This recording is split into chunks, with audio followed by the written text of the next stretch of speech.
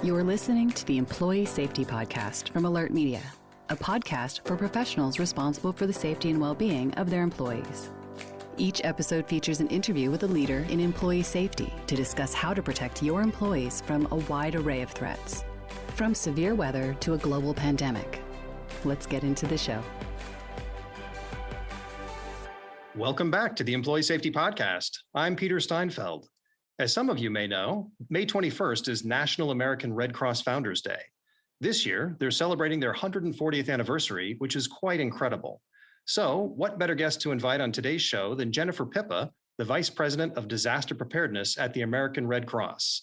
Jennifer supports the development, implementation, and continuous improvement of nationwide disaster services programs. She's been with the organization for 18 years and has a tremendous amount of experience in preparedness, response, and recovery. In this episode, Jennifer talks about how her team keeps thousands of volunteers and employees safe so they can continue to assist disaster victims. She also provides specific advice for emergency managers on how to improve their current processes and procedures. You don't want to miss this episode. Let's get started. Jennifer, tell us just a little bit about your role and responsibilities at American Red Cross. So in my role, I am responsible for all of our disaster programs, which means when you see us on large scale disaster relief operations, I support a team at national headquarters and we develop those programs and how we deliver the Red Cross mission each and every day. And that's regardless of whether it's a hurricane or a wildfire or a flood, or even a single family house fire, which is our most prevalent disaster, the one we respond to about 60,000 times a year. And we're unique in disaster cycle services at American Red Cross in that I co-lead disaster with a partner.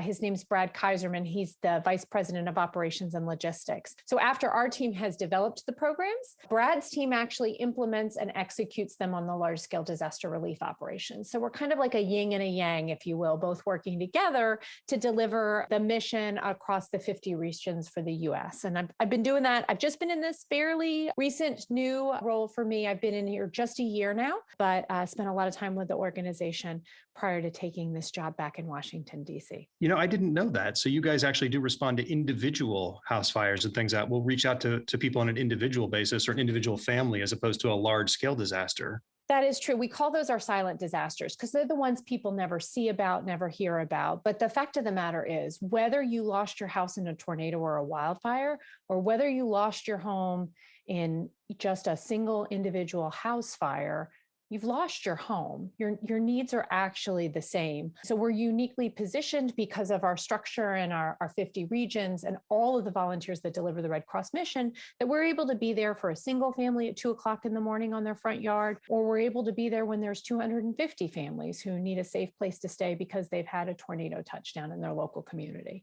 So it's a very unique, scalable kind of program that allows us to meet our clients exactly where they are at that moment and make sure that we're taking care of the needs that they have that were caused because of this disaster. Wow, that's really fantastic. Well, I know you've been with the organization for about 18 years now. What's your favorite part of the job, or what motivates you to keep doing this kind of work? So my favorite part changes all the time. We talk a lot about there's a reason why I joined and there's a reason why I stay. And the reason why I joined has always been the same. I was a mom at home with a toddler. I was looking for some way to help my community. And I was a Red Cross blood donor. So I thought, well, I'll check out the Red Cross and see, what's going on there.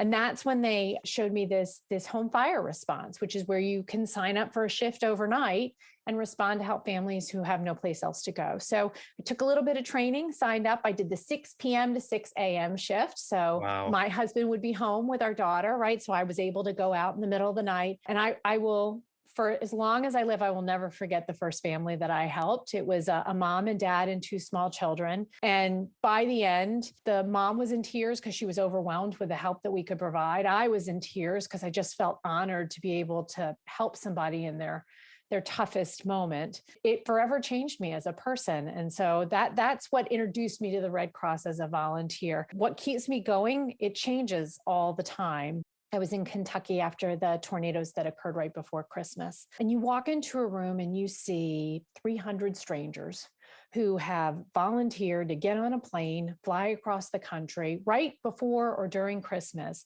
to help strangers they've never met and sleep in a strange place and not know, what your next day is going to look like. That is the heart of the volunteer who comes and raises their hand. And it is an incredibly touching experience to see all of these people with, just fantastic hearts there to help and make sure that community can begin to recover. And so every time I get a chance to go out and see that volunteerism spirit kind of just be so present and overwhelming at that moment in time, it reminds me why I get up every morning and do what I need to do to make sure that we've got volunteers that can actually go out there and deliver the Red Cross mission. Well, speaking of volunteers, how many do you typically work with in your nationwide disaster services programs? And how do you go about keeping them safe so they can continue to help others? So we have hundreds of thousands of volunteers with the American Red Cross, and we've got, tens of thousands that specifically help us in disasters, whether that's responding to large scale disasters like getting on a plane, or whether that's responding in their backyard to help their local neighbor who's been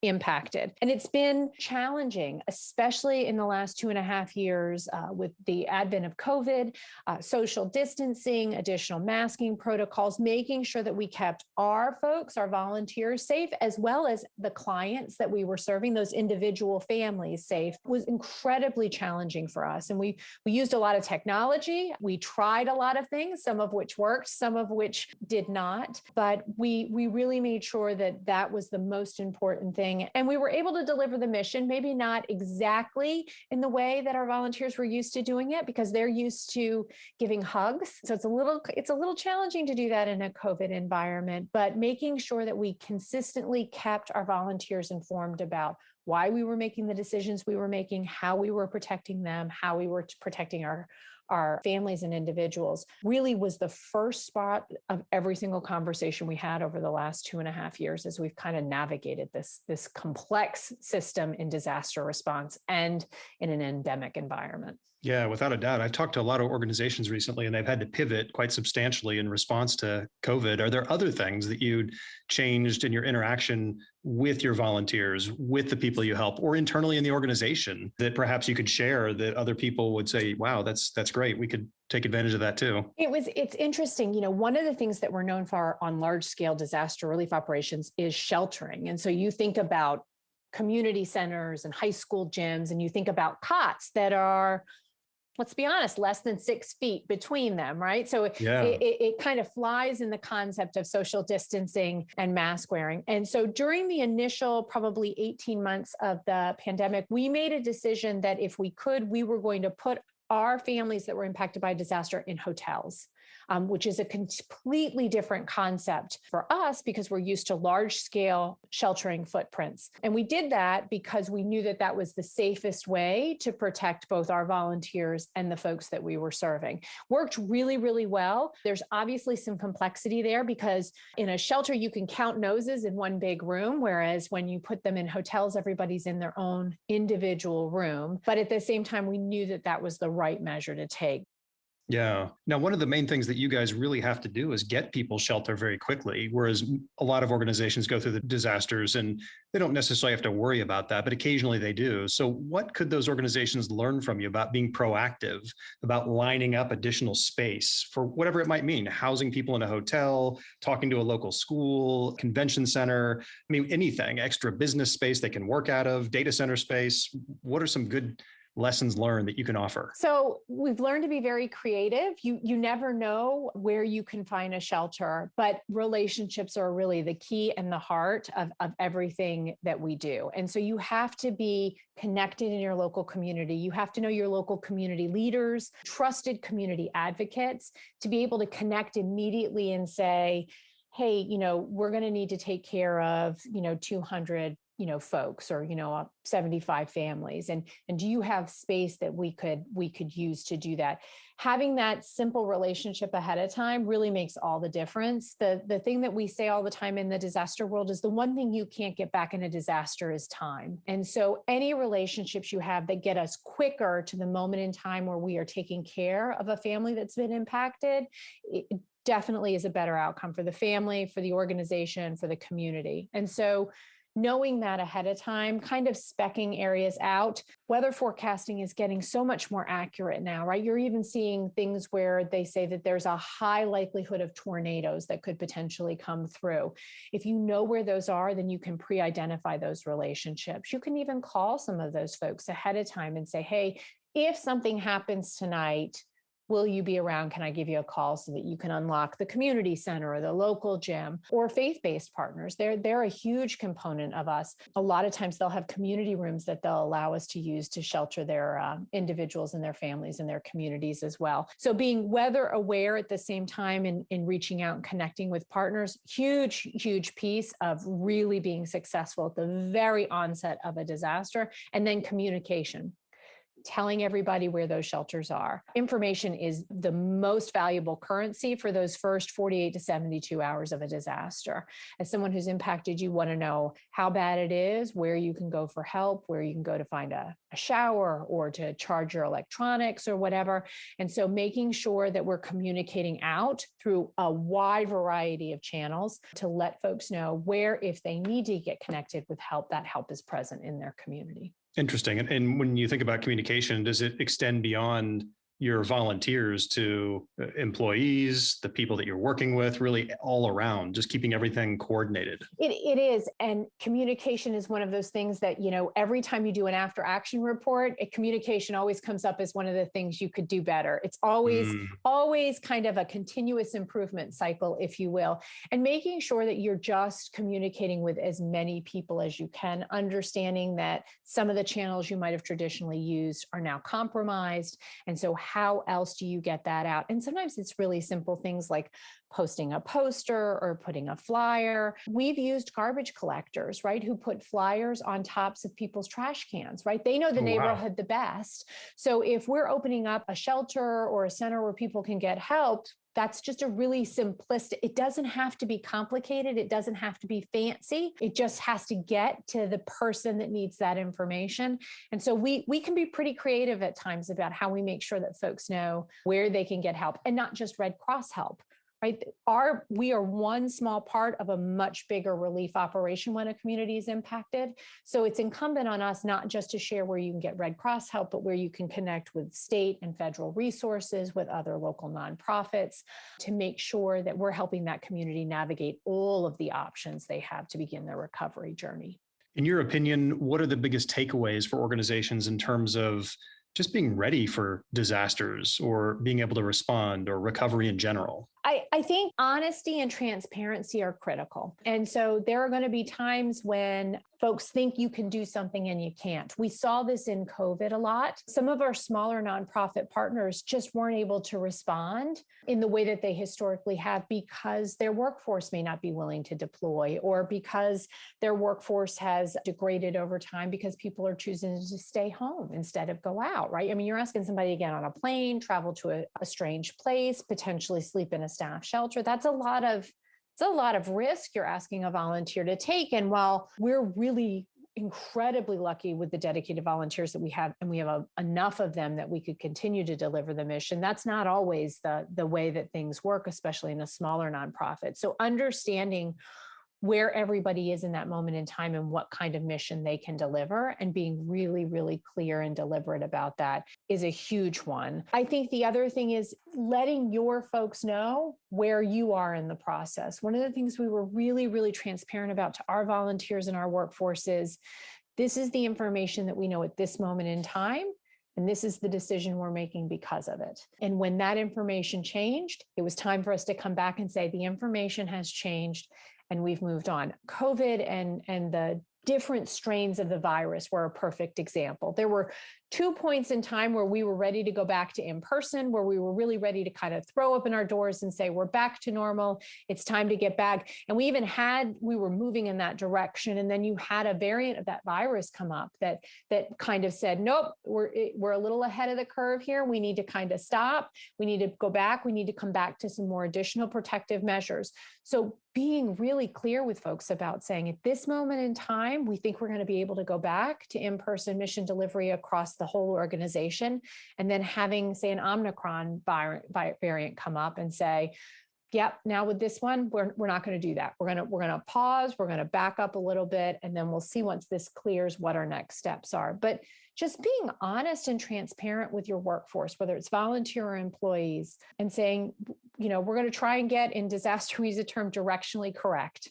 We want to head in the right direction, but then be able to pivot when the need indicates. And that's critical. And it establishes a trust with the workforce that you're sending out, that we do want to be protective. We want to have their best interests at heart when we're making decisions. And so we're going to make the best decision. And if that means we need to backtrack and change that decision a little bit, then we're okay with that. We're just going to explain the why behind it so that everybody understands. Well, following on that track of communications, you guys have been involved in so many disasters and emergencies over the years. What are some of the do's and don'ts of effective communication that you would recommend? And we could probably go on for 3 hours about this or longer, but in just a few seconds or minutes, what would you say are the biggest ones? So I think there's a lot you can do. Proactive communication is always critical. And the same message time and time again, especially during a crisis, people don't always hear and absorb the first time you've given a message, right? So our standard is 5 to 7 times you're repeating the same message so that people can hear it. For us on disaster relief operations, our volunteers rotate out. We ask them to deploy for 2.5, sometimes 3 weeks. But as an employee, you may be there longer. So you have to remember that the volunteer you're talking to today may actually be their 3rd day on this operation versus a volunteer that's been there 2 weeks. So remembering that mindset in that you're going to have to repeat yourself to those volunteers as well is a critical one. The flaws are assuming somebody knows what you're doing, assuming that they understand what the situation is, and assuming that they're doing something that they maybe haven't told you. All of those will get you in a lot of hot water very, very quickly and can compromise our ability to take care of that community. And that's obviously the thing we don't want at all.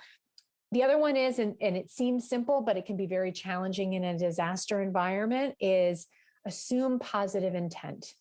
If somebody's doing something, sometimes, especially in a disaster where it's chaotic and it's fast-paced, you can catch yourself in this internal narrative saying, well, what were they thinking when they did that, right? It's so easy to jump to that, where instead of saying, I bet they were just trying to help a family and maybe they could have made a different decision, but their heart was in the right place. They had positive intent. So how do we just make a quick tweak here and get back to helping that family? And like I said, it feels very simple, but when you're tired and you're running on adrenaline and you're the 3rd week in, it takes some practice and some patience in order to continue to do that.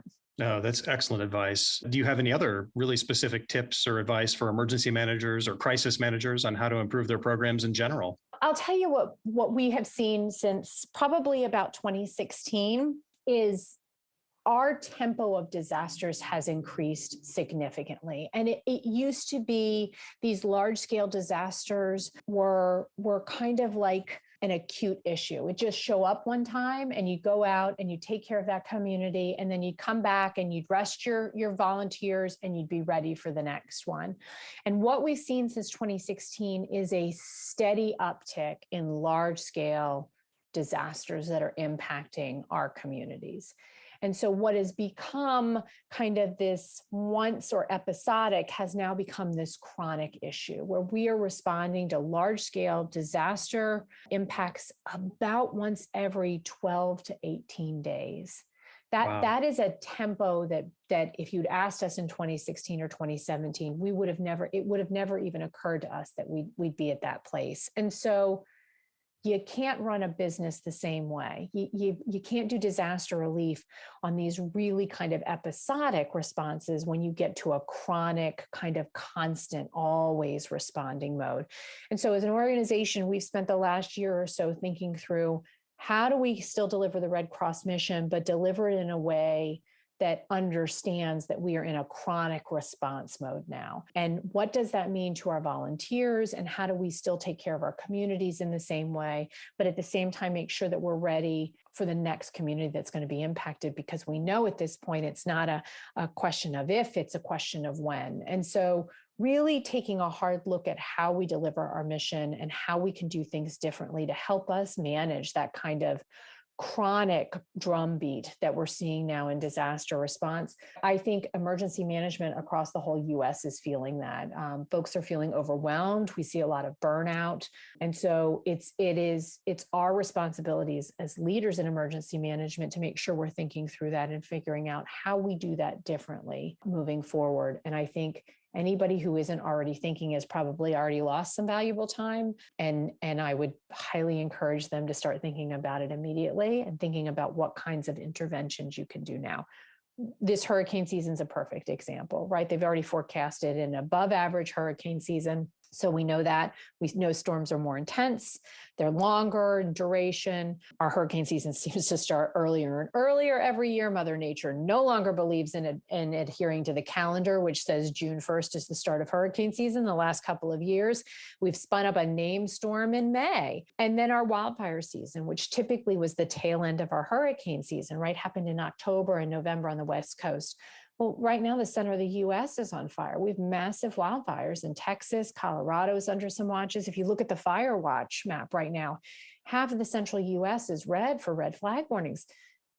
Wildfire season is going to run concurrently with hurricane season. Now, those are no longer two separate entities that you can schedule against. We have to be ready to respond to both at the exact same time on different sides of the U.S. Well, you guys certainly can't do it alone. And I know you have a lot of individual volunteers that help out, but how can organizations work with the American Red Cross to support disaster preparedness or recovery just in their communities in general? So we have chapters all over the US, and so they can always raise their hands individually, or they can raise their hands as teams. If you want to help in your local community, even on these disaster action teams, which are those folks that respond to these single family fires, they go out in pairs or three folks. So, this could be you and two coworkers if you're in a company that's, service driven and wants to help, or it could be you and your friends.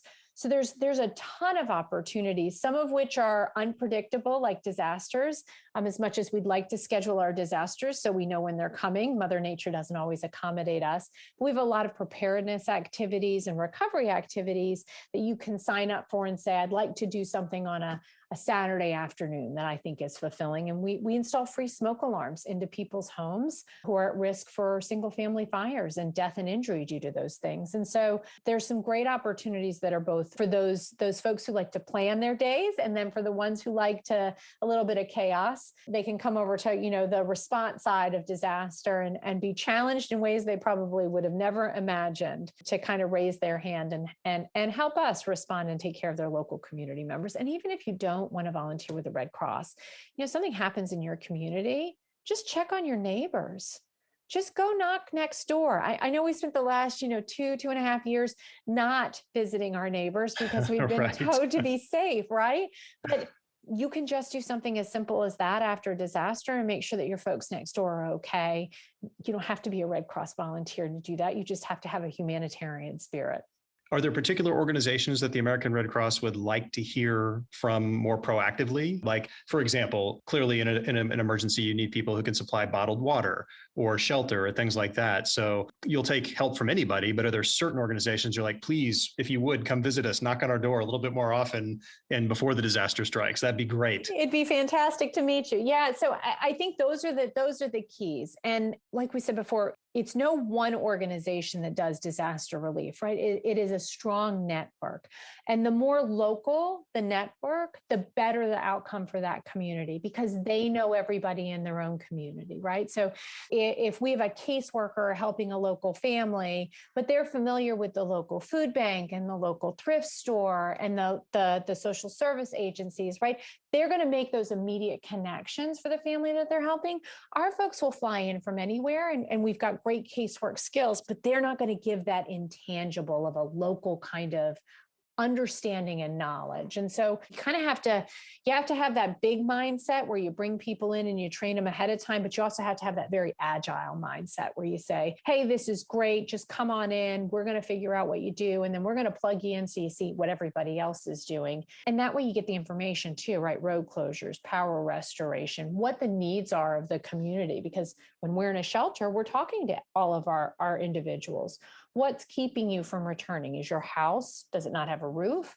Are you just simply without power, right? Whatever those barriers are will tell us when you can start your recovery journey. And we can share that with partners so that they understand what the unmet needs of those folks are going to be as we continue to move through the response phase. Yeah, that local approach is just so valuable. It is. It is. Well, does the American Red Cross have any special events or initiatives in honor of World Red Cross Day or National American Red Cross Founders Day? So Red Cross has Clara Barton, who is an amazing female leader and a thrifty one at that. I visited her home in Echo Park. And at one point she has, if you look at her ceiling, she has gauze that she put up that was too old to be used to help the soldiers. But that woman would not throw one single thing away. If she could repurpose it, she did. Oh my gosh. Wow. But just this fantastic, empowered female leader who said, I see a problem and there's nobody doing anything about it in the US and I'm going to do it. So, we try and live her spirit every day in the way that we deliver our Red Cross mission.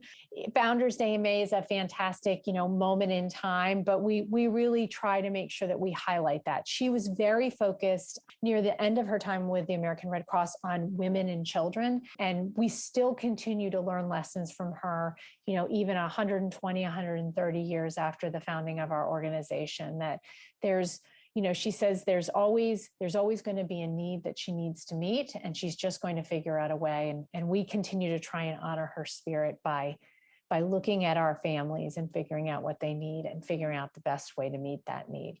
Well, Jennifer, thank you so much for being here. It's really an honor to have you on the show so we can help bring awareness to all the amazing services that the American Red Cross provides to individuals, businesses, and communities at large. Absolutely. Thanks for having me. Oh, you bet. If any of our listeners would like to connect with you or learn more about your programs or perhaps volunteer, how can they find you out there? So they can go to redcross.org. There's this great little nifty search box. You can put in your zip code and it'll actually take you to your most local chapter. If you are really brave and you don't mind donating blood, you can also put that in and look for a local blood drive. There's always opportunities to help with the Red Cross. So I would just say, just get on that website, poke around a little bit. There's, no matter what you want to do, there's a way we can get you connected with your local Red Cross chapter to help us deliver the Red Cross mission.